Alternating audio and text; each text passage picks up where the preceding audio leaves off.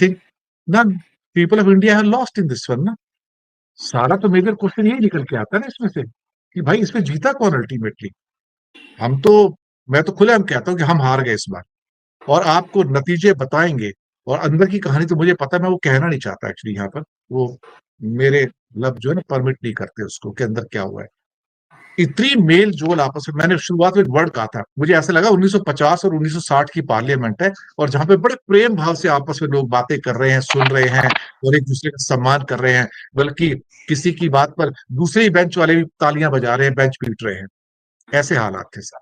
This is the reality of GST council meeting sir. Vinay Thakur ji, बड़े विनय के साथ आपसे पूछता हूँ, आप बताइए कि इसमें जीता कौन। हम तो हार गए सर, हमारा टैक्स तो उतने आउट को उतना ही रहेगा, हमारे में कोई फर्क नहीं पड़ रहा है। हाँ, एक ढोंग रचाया जा रहा है दोनों के द्वारा। उसके बावजूद भी अपोजिशन आके कहती है नहीं इसको हम ना जीएसटी 1.5 कहेंगे, 2 नहीं करेंगे। 2 तो तब होगा जब हम आएंगे तब करेंगे। This is all fake. क्या कहते हैं ना कि जो फेस सेविंग होती है और कुछ नहीं। जी सर। धन्यवाद दिनेश जी। देखिए, आप दुनिया का इतिहास देखेंगे तो चाहे कोई भी बड़ा शहंशाह हो, कोई बड़ा तानाशाह हो, उसकी पूरी ताकत जो है वो एक ऐसे फिनांस मिनिस्टर पर डिपेंड करती है जो जनता को भरमा करके टैक्स का दायरा बढ़ा सकता है। चाहे वो लुई 14वां हो, चाहे वो चंद्रगुप्त मौर्य हो, चाहे वो नरसिम्हा राव हो, तो उनकी पूरी ताकत जो है उसमें बढ़ती। दूसरी बात, जो महत्वपूर्ण बात आई हम लोगों की बातचीत में, आपने कहा मैच फिक्स के, तो जो रेवेन्यू है वो रेवेन्यू जो है वो सेक्रेड काऊ है, उसको कोई नहीं छेड़ना चाहता है। वो जो महापाप जो है उसको कोई, आप देखेंगे कि अगर आपके मोहल्ले में किसी ने शराब की दुकान खोल दी है और आपको बहुत आपत्ति है, तो आप उसको बंद नहीं करवा पाएंगे, क्योंकि कोई भी अधिकारी जो रेवेन्यू लॉस का अपने ऊपर नहीं लेना चाहे। और उसका एक और उदाहरण आपने जो कहा कि मैच फिक्सिंग का, वो केरल में बहुत अच्छा उदाहरण आया था। जब जब एक मुख्यमंत्री ने, कांग्रेसी मुख्यमंत्री ने जो शराबबंदी की घोषणा की थी, उसके खिलाफ देश के तमाम वकील जो है खड़े हुए थे। सरकार फिर भी जीत गई। और जो अपोजिशन जिस जिस वायदे के साथ आई थी कि इसको वो लागू करेगी, वो सरकार में आते ही उसने उससे पल्ला झाड़ लिया।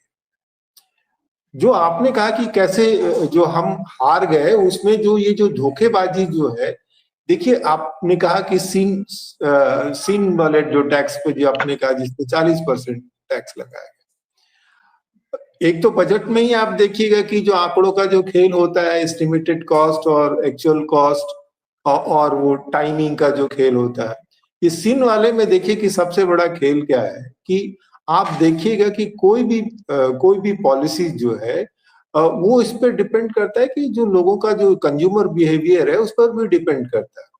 और ये जितनी सिन वाली चीजें हैं वो एडिक्टिव है।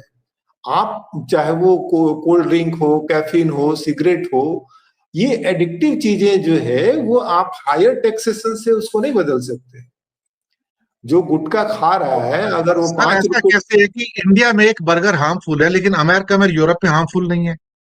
कुछ तो यूनिफॉर्म डेफिनेशन होनी चाहिए ना उसकी, क्या हार्मफुल है आपकी बॉडी के लिए, क्या नहीं है।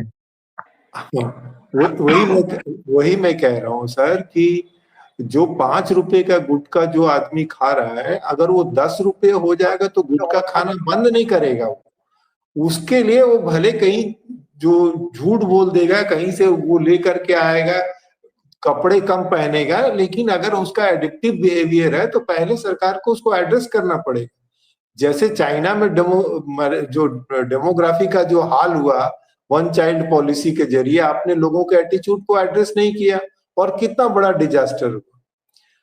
वैसी जो खेल जो है, जो आपने वो तो ब्रेकअप करके दिखा दिया ना कि मोटा पैसा कहाँ से आ रहा है और सरकार क्या हेर फेर कर रही है, 40% क्यों करना चाह रही है।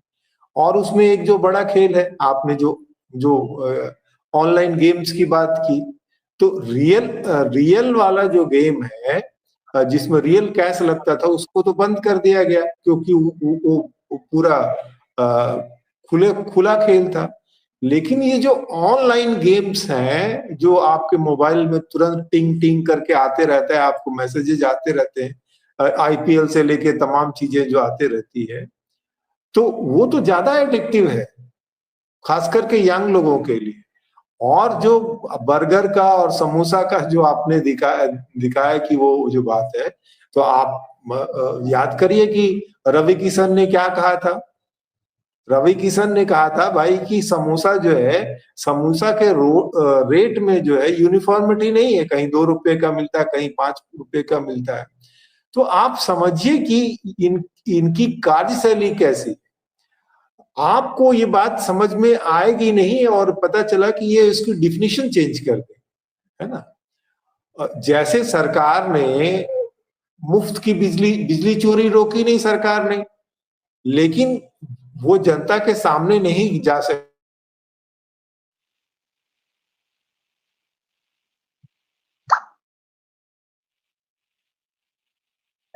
चेंज करो यार जल्दी।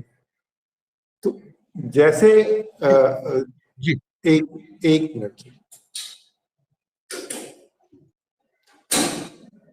तो जैसे सरकार ने जो है आपसे आपको जो सब्सिडी देती है उसमें से पैसा काटने के लिए आप सोचते सरकार 800 रुपये हमको सब्सिडी देती है और ये 700 रुपये ही हमको क्यों आ रहा है। तो सरकार ने बड़ी चालाकी से आपकी सब्सिडी को जो है वो इनकम के अंदर ले लिया और उस पर टैक्स काट लिया।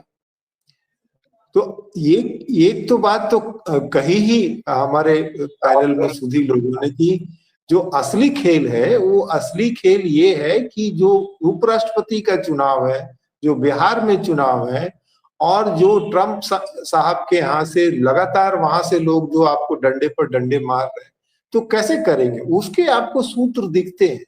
आप देखिए जो जो जो प्रॉन वाले जो प्रोडक्ट है, प्रोसेस्ड या अनप्रोसेस्ड, उसको आपने कम किया है। क्यों? क्योंकि भाई वो जो सी फूड एक्सपोर्ट जो है उस पर इतना हैवी टैक्सेशन लगा है, वो सारा माल जाएगा कहाँ से। तो सारा माल आप जो है वो डोमेस्टिक मार्केट में धकेलना चाहते हैं। तो ये कुल मिलाकर के ये जो है वो बड़ी सफाई से जनता की जेब काटी गई है ना। तो आपने बहुत सारी चीजों पर तो इशारा कर ही दिया कि ये क्या है। तो असली खेल ये है कि देखिए वो जो बोल रहे हैं कि जनता के पैसे हमने कम कर दिए, तो मार्केट में अब मार्केट के अप होने में सिर्फ ये नहीं तय करता है कि जनता की जेब में पैसे हैं। जो चीज तय करती है कि जनता का मूड अप स्विंग है या नहीं है, उसका भरोसा मार्केट पर है या नहीं है, उसको फ्यूचर में विश्वास है या नहीं है। और यही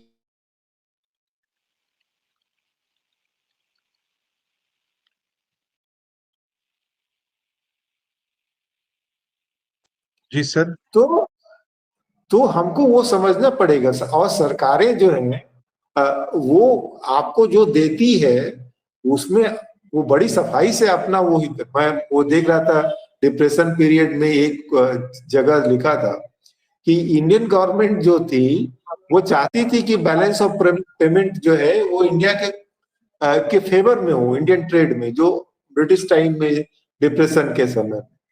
पर वो इसलिए नहीं कर रही थी कि यहाँ के लोगों का फायदा हो जाए, वो इसलिए कर रही थी कि सरकार के पास में इतना पैसा हो कि होम चार्जेस चुका पाए। और सबसे सबसे जो संकट का समय है दिनेश सर, जो प्रफुल्ल सर ने एक दिन कहा था कि पब्लिक इंटेलेक्चुअल का, आप देखिएगा कि उस दौर में जो होमी मोदी साहब जो है, एक बार तो वो ओटावा समझौता जो हुआ उसके विरोध में पूरी बात बोलते हैं, और सरकार जब उनके कान उमेट देती है तो उसके पक्ष में वो बात बोल देते हैं। तो ये ऐसे जो हमारे पत्रकार और हमारे जो इकोनॉमिक एक्सपर्ट होते हैं, जो जनता को धोखे देते हैं, और ऐसे पत्रकार जो हमको बता देते हैं कि जो नया नोट आएगा उसमें ऐसा नैनो चिप होगा कि उसकी पूरी ट्रैकिंग होगी, और जो है सरकार के पास पूरा कार्यधन की पूरी जानकारी हो। तो असली जो जो जरूरत है दिनेश सर, आप जैसे लोगों की जो बता पाए कि खेल आखिर कहाँ है। तो आपने बताया कि ये मैच फिक्सिंग है। नोट ऑफ डिसेंट कौन देगा? आप देख लीजिए कि पॉलिटिकल पार्टियों ने कितने इकोनॉमिस्ट को जो है अब वित्त मंत्री का पद देना शुरू किया। ठीक। हाल फिलहाल में सिर्फ एक असीम दास गुप्ता नजर आते हैं, जब वैट के मामले में वो सरकार को बराबर वो मुखालफत कर रहे थे।